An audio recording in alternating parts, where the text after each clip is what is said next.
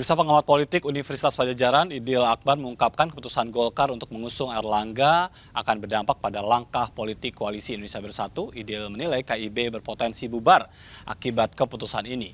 Menurutnya PAN dan P3 sebagai anggota koalisi juga pasti akan melakukan perhitungan politik dengan melihat elektabilitas dari Erlangga. Idil menilai memaksakan Erlangga menjadi capres berpotensi menimbulkan gejolak di internal Partai Golkar. Ia tak yakin Erlangga merupakan figur yang pas menjadi capres dari Partai Pohon Beringin itu. Hal yang hampir sama juga disampaikan oleh pengamat politik Carta Politika Yunarto Wijaya yang mengatakan KIB berpotensi bubar jika tetap partai bersikukuh mengusung ketua umum masing-masing. Yunarto menyebut pencalonan presiden dengan mengusung kader salah satu partai akan justru menjadi kerugian besar bagi partai politik yang lain dalam koalisi. Yunarto melihat ketua umum partai dari KIB Erlangga Hartarto, Zulkifli Hasan dan Suharto Monoarfa tidak memiliki elektabilitas kuat untuk menjadi capres.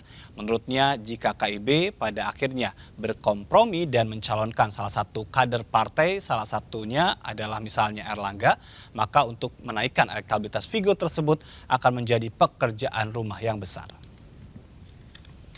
Sementara itu, politikus PDI Perjuangan Effendi Simbolon bicara peluang Gubernur Jawa Tengah Ganjar Pranowo maju di Capres 2024 bersama dengan gerbong Koalisi Indonesia Bersatu.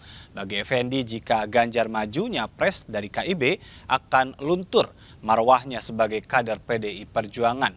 Sebagai kader PDI Perjuangan, sebagian besar karir politik Ganjar merupakan kader Partai Banteng. Ganjar tercatat sebagai anggota DPR RI hingga diusung menjadi Gubernur Jawa Tengah oleh PDI Perjuangan. Ganjar selama ini diketahui masuk dalam 3 besar elektabilitas bakal calon presiden 2024 berdasarkan sejumlah lembaga survei nasional. Dan untuk melengkapi dialog kita malam hari ini, selain Mas Nyarwi Ahmad di studio dan juga sudah bergabung melalui sambungan Zoom, ada Adi Prayitno, Direktur Eksekutif Parameter Politik Indonesia. Selamat malam, Mas Adi. Mas Adi, baik, sambil menunggu sambungan audio dengan Mas Adi Prayitno, saya ke Bang Owi. Ya, tadi disampaikan bahwa memang penting tadi ya, walaupun bukan sebuah keharusan, yang menjadi pertanyaan publik kemudian dengan melapor kepada Presiden Jokowi, jangan-jangan benar bahwa KIB ini memang bikinan istana. Silakan.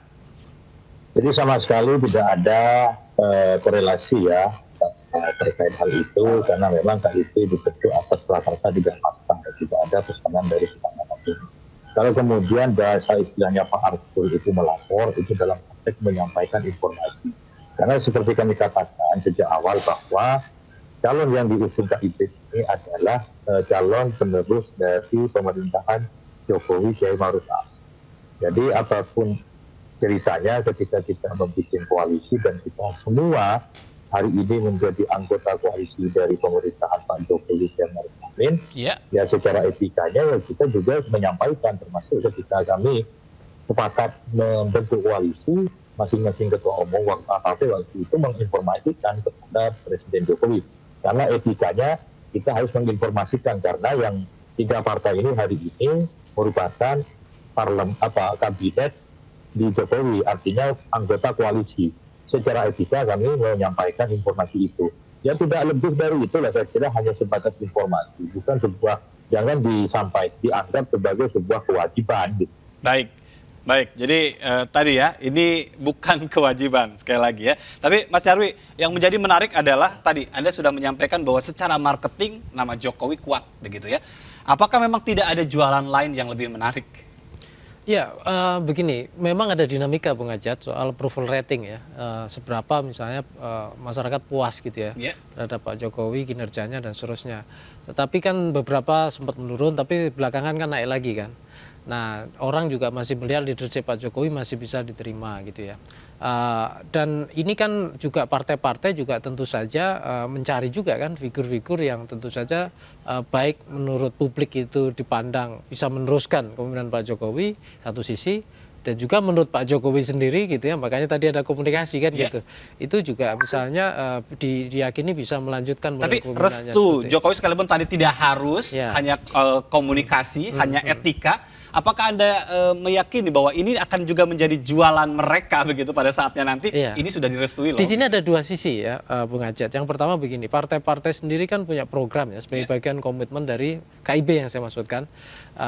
Golkar, P3 dan PAN itu kan punya komitmen bagian dari pemerintahan Pak Jokowi. Dan salah satu agenda pembangunan, saya contohkan aja ya, misalnya kayak kemarin di beberapa kan itu Ketum Erlangga misalnya mengatakan ada beberapa kriteria yang dia sebut, yang itu salah satunya adalah meneruskan bangunan IKN, kan gitu kan, salah satunya itu misalnya. Nah itu kan berarti kan tentu mereka punya kepentingan mencari capres yang kira-kira punya komitmen untuk melanjutkan itu contoh ya. Terus di sisi lain secara elektoral itu juga ada banyak data survei ya, IPS saya sendiri pernah beberapa kali bikin survei nasional, salah satunya misalnya pertanyaan selalu kita tanyakan ya, siapa misalnya capres yang kira-kira dianggap bisa melanjutkan kepemimpinan Pak Jokowi, dan itu muncul nama-nama ya, nama-nama yang beberapa diantaranya juga sempat disuarakan di opini ya, bahwa KIB ini dianggap perahunya perahu untuk menyelamatkan siapa atau memberikan istilahnya tiket kepada siapa nantinya, yaitu dinamika tadi di level elektoral tadi. Jadi saya mau mengatakan bahwa begini, sebenarnya kalau kita melihat hal ini ya, Bung Ajat ya, harus dari tiga sisi, satu capres sendiri, siapa nanti yang akan diusung gitu ya, mereka tentu mau apa tidak kan juga bagian ya, mereka memutuskan karena beberapa misalnya bukan bagian dari partai yang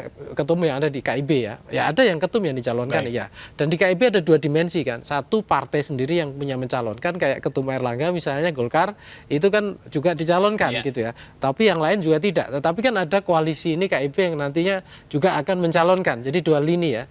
Nah di luar ini capres ini, nah tentu ada keputusan partai, organisasi juga berdua kan, ada masing-masing ini. Yang kedua komitmen di antara koalisi ini. Nah di luar itu juga ada relawan-relawan loh ya, yang juga mereka menyuarakan gitu. Nah sisi lain tentu saja pertanyaannya adalah kalau satu lagi ya, Presiden Jokowi misalnya juga akan tentu saja menjadi rujukan. Kenapa? Karena dianggap punya kekuasaan juga saat ini. Yang kedua juga dianggap punya pengalaman yang itu bisa kira-kira nanti kayak apa opini atau pendapatnya, kira-kira itu. Baik, saya ingin kembali mencoba Mas Adi Prayitno. Sudah bisa mendengar suara saya? Ya, Mas. Baik, terima kasih Mas Adi atas waktunya. Langsung saja ke pertanyaan. Tadi kita sedang berbicara tentang KIB yang akan lapor, tapi tadi secara etika disampaikan oleh Mas Owi. Kalau Anda melihatnya seperti apa? Urgensi partai politik atau gabungan partai politik kok sampai harus setor gitu nama kandidat capres ke Jokowi? Ya, saya kira secara prinsip sebenarnya ada beberapa hal yang ingin ditampilkan oleh KIB kepada publik. Yang pertama, tentu KIB itu ingin menepis sejumlah statement-statement nyinyir dan tudingan dari partai politik lain bahwa KIB itu semacam koalisi dalam koalisi, seperti yang dituduhkan oleh teman-teman PSI, ataupun misalnya koalisi bohong-bohongan, atau koalisi mirip-mirip seperti orang yang nunggu pos ronda. Itu yang kemudian disampaikan oleh Fahri Hamzah.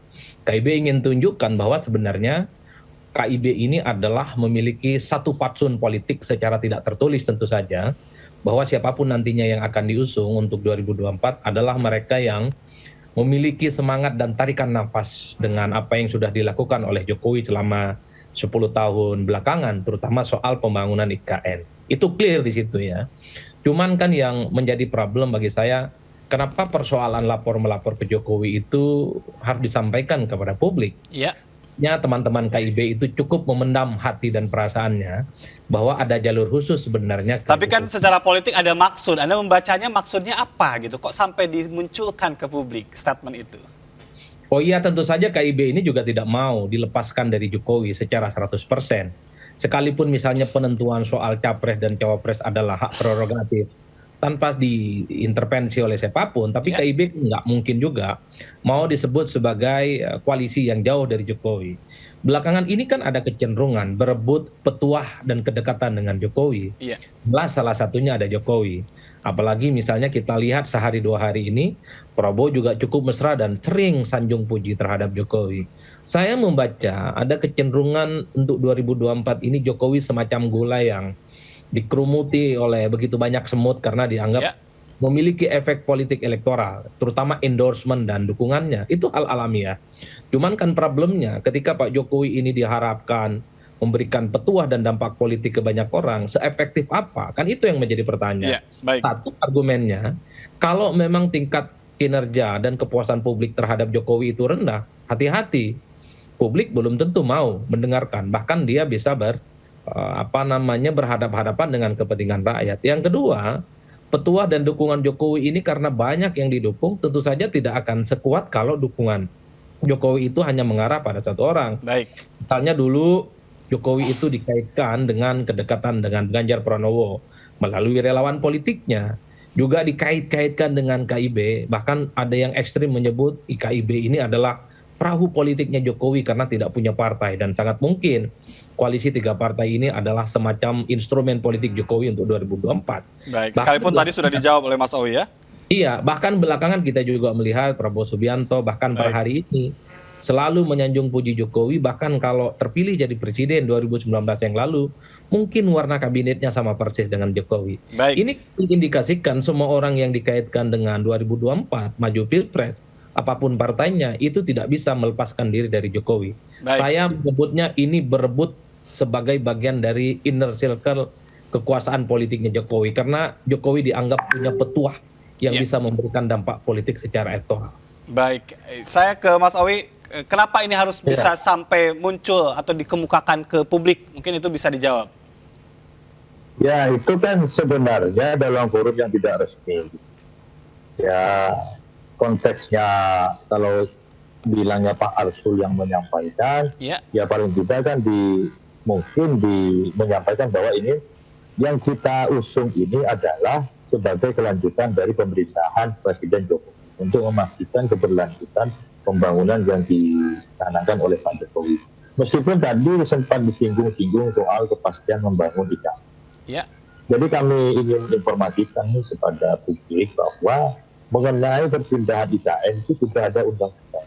Semua presiden, siapapun dia harus betul kepada undang-undang yang sudah diberlakukan. Saya kira mengenai keberlanjutan pembangunan dari program dari Pak Jokowi itu dia hanya sekedar IKN, tapi banyak yang perlu dilanjutkan. Baik, terus kalau kemudian tadi dianggap oleh Mas Adi bahwa Jokowi punya petuah dan semacamnya, ya kita harus jujur mengakui ya, kami di KIB sudah terang-terangan menyatakan bahwa koalisi yang kita bangun ini merupakan ingin melanjutkan cita-cita dari pembangunan yang dilakukan oleh Presiden Jokowi.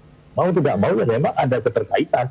Meskipun Pak Jokowi bukan anggota koalisi KIB gitu, beliau kader partai lain gitu. Tapi beliau kan presiden bangsa Indonesia. Nah itu, pada pertanyaan kemudian adalah sebagai Presiden Republik Indonesia, sebagai kepala negara, ada yang mengatakan bahaya loh kalau kepentingan politik ini dikait-kaitkan dan nanti pada akhirnya Pak Presiden jadi berat sebelah, tidak berada di tengah. Bagaimana nih dari KIB?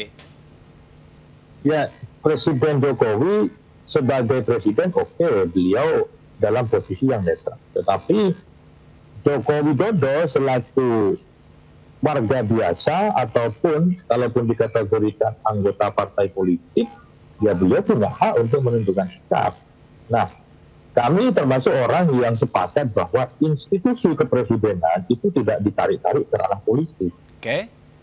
Ya, maksudnya Jokowi sebagai presiden itu kan tidak bisa ditarik-tarik ke ranah politik. Tapi sinyalnya Jokowi itu tetap dibutuhkan dan akan coba untuk diambil ya?